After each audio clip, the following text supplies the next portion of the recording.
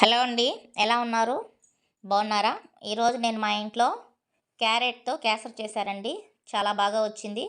ఎటువంటి food colour వాడకుండా బెల్లం వేసి చేశాను. హెల్త్కి హెల్త్, టేస్ట్కి టేస్ట్ సూపర్గా వచ్చిందండి. దాన్ని ఎలా చేశానో చూద్దాం. ముందుగా ఒక ప్యాన్ పెట్టుకొని అందులో కొద్దిగా శనగకాయ పప్పులు తీసుకొని ఈ శనగకాయ పప్పుల్ని దోరగా వేయించి పొట్టు తీసి పక్కన పెట్టుకోవాలి.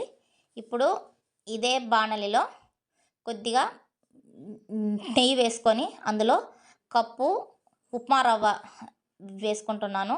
ఈ రవ్వను కూడా దోరగా వేయించుకొని పక్కన పెట్టుకోవాలి.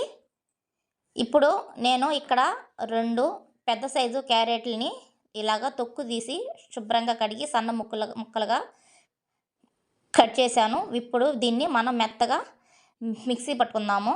ఈ విధంగా మెత్తగా మిక్సీ పట్టుకున్న ఇందులో నీళ్లు పోసి పక్కన పెట్టుకుందాం. ఇప్పుడు ఇదే బాణలిలో మనము తీసుకున్న కప్పు రవ్వకి 3 కప్పుల క్యారెట్ నీళ్ళనైతే పోసుకోవాలండి. ఈ క్యారెట్ని మిక్సీ పట్టిన తర్వాత వడపట్టాల్సిన అవసరం లేదు, ఇలాగే వేసేసుకోవాలి. ఇప్పుడు ఇందులోనే 2 కప్పుల బెల్లం కూడా వేసుకుంటున్నాను.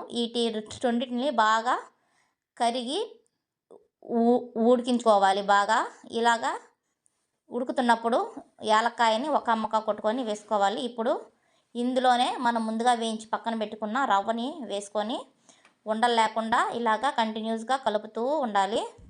మంటని సిమ్లో ఉంచుకొని ఈ ప్రాసెస్ అంతా చేసుకోవాలండి, లేకపోతే మనకి గడ్డగట్టేస్తుంది రవ్వ అనేది ఉండలుగా. ఇప్పుడు ఇందులోనే కొద్దిగా నెయ్యిని వేసుకొని బాగా కలుపుకోవాలి. ఇలాగా కలిపే కొద్దీ ఏంటంటే మనకి ఈ కేసరి అనేది చాలా బాగా వస్తుంది. ఇప్పుడు ఇందులోనే మనం వేయించి పక్కన పెట్టుకున్న శనగకాయ పప్పుల్ని కూడా వేసుకొని ఒకసారి మళ్ళీ బాగా కలుపుకోవాలి. ఇలాగ మొత్తం అయిపోయినాక ఈ విధంగా వస్తుందండి కేసరి. ఇప్పుడు ఒక ప్లేట్ తీసుకొని ఆ ప్లేట్కి కొద్దిగా నెయ్యిని రాసుకోవాలి. ఇలాగా నెయ్యి రాసుకున్న ప్లేట్లో మనం చేసుకున్న కేసరిని వేసుకొని పైన కొద్దిగా శనగకాయ పప్పులతో డెకరేషన్ చేసుకొని ఒక చాకు తీసుకొని మనకి కావాల్సిన సైజులో బెల్లలుగా కోసుకొని తింటే సూపర్గా ఉందండి. హెల్త్కి హెల్త్, టేస్ట్కి టేస్ట్ చాలా బాగా వచ్చింది. ఒకసారి ట్రై చేయండి. కేసరి అయితే మటుకు సూపర్గా వచ్చిందండి. ఎలాగ వచ్చిందో మీరు కూడా ఒకసారి ట్రై చేయండి. ఉంటానండి.